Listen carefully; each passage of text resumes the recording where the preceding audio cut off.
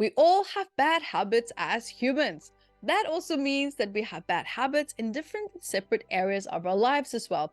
And in this case, it happens to be bad parenting habits that we should probably start to change. And this will help us by changing these habits to build healthy relationships with our children as well. Let's dive into this topic today.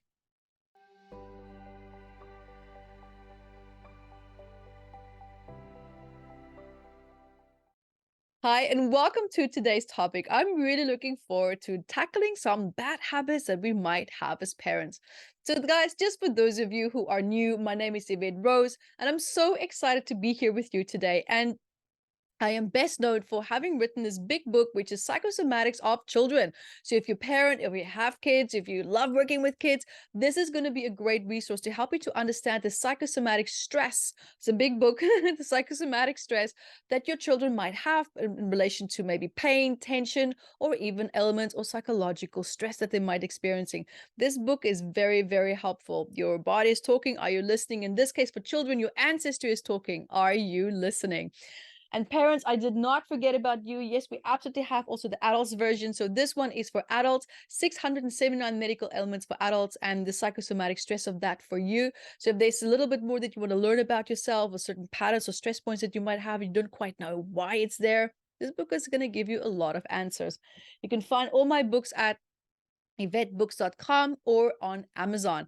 And I also invite you to join my intuitive body workshop. This is a fun workshop where we're going to teach you how to read the body like a book, learn and understand how certain psychosomatic messages in the body work, what does the different aches and pains or ailments mean, what is it that you might have been subconsciously suppressing. And you can read your body or your child's body, or you can become a practitioner in it. It is so much fun. And so now also every Wednesday we have master classes, fast track master classes where you'll learn really fast paced, great, good quality, in depth, maybe things about life challenges that we're going to be diving into. And there will always be replays available every 24 hours after master classes as well. So you can continue to join us as well if you missed it. Not to be missed. You can find out more at evetterose.com. And so now let's have a look at how we can start to change parenting habits. Because listen, parenting is a challenge. And at the same time, it's an incredibly rewarding journey. But it's also not without its pitfalls. Because as parents, we often find ourselves navigating this complex terrain of raising children, along with the way that we find pitfalls, conundrums, and laughter and sunshine along with the rain. Now, however, with some parenting habits, while well intentioned, can actually have very negative consequences on our children's well being, and especially also the child parent relationship. Now, in this part here today, we're going to be exploring several bad parenting habits that we have that we should probably strive to change a little bit in order to start to cultivate a healthier and more positive relationship with our children. Overly critical parenting. So, criticism can be harmful, especially when it is excessive and delivered in a very harsh or demeaning way. So, while constructive feedback is essential for a child's growth, constant criticism can actually really start to gnaw away at their self esteem and also their confidence. So, instead, focus on providing constructive feedback that can encourage improvement and emphasize their strengths. Inconsistent discipline. Now, inconsistency in discipline can lead to confusion, frustration, and so much more for children. And then, when rules and consequences are not clear or consistently enforced, children can then start to perhaps not really understand boundaries, and they will push limits, not necessarily intentionally. They just don't know what they are. And so, to address this habit, establish clear expectations, clear consequences, and ensure that you, as both parents, if you have a parent, a co partner, that you are on the same page as well. Lack of interactive listening. Now, in today's fast paced world, it's easy to become distracted and not fully engage in conversations with our children, failing to actively listen and make children feel unheard and undervalued. So, make an effort to actively listen when your child wants to talk, providing your full attention and empathy as well. overscheduling and pressuring for achievements. Now, many parents, of course, they want their children to excel, but in the process, they might overschedule the lives of, for example, too many activities and putting a lot of pressure on the child, for example, to achieve high grades or to achieve constant success. Now, this can lead to burnout, anxiety, and a lack of free time for children to really truly just explore their talents and what they are good at. And also to encourage a balanced approach that allows for downtime and a lot more time for exploration.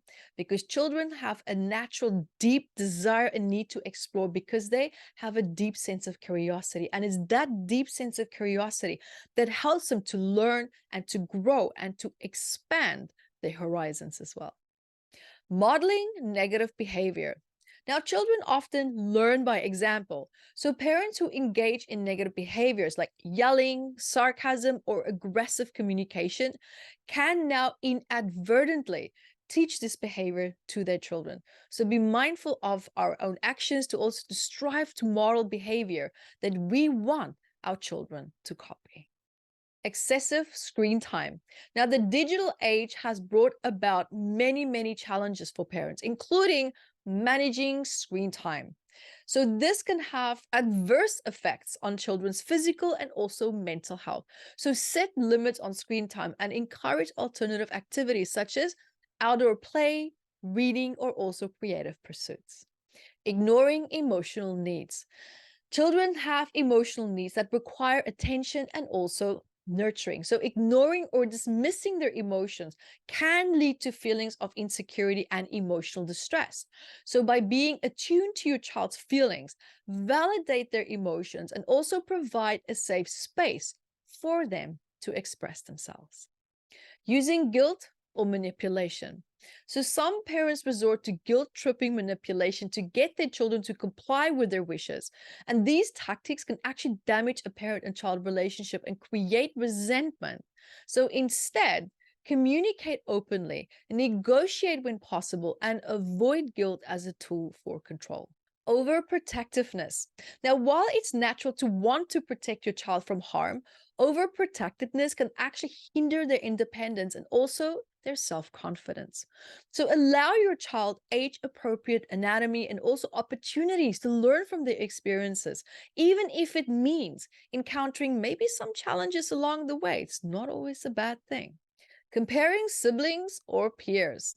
Comparing your child to their siblings or peers can create feelings of inadequacy and even rivalry. Remember, each child is unique and should be appreciated for the individual strengths and qualities as well. Celebrate their achievements without making constant comparisons. Focusing solely on discipline. Now, parenting is not just about discipline. I grant you, sometimes it feels like it is, but it's also about building a very strong emotional connection with your child. So, overemphasizing discipline without nurturing, the parent can now actually bond and with the child on a fear-based foundation. And this can lead to a very strained relationship. So, it's very important to prioritize quality time, affection, and also positive interactions. Neglecting self-care. Now, parents often also put their child's needs ahead of their own, and this can cause them to neglect self care in the process. And it's very, very important that you, as a parent, also take care of what your needs are, because by doing that, you will also feel more nurtured and more rested, giving you more energy and vitality to pass that down to your child and be there more in a more positive and stronger way for them as well. So sometimes it is important to sometimes put yourself first, and then you can create that really beautiful, powerful, balanced dynamic with your child as well, and be fully there for them and show up 100% when they need you to. Parents, thank you so much for being here with me for today's topic. And until next time, be the light that you are.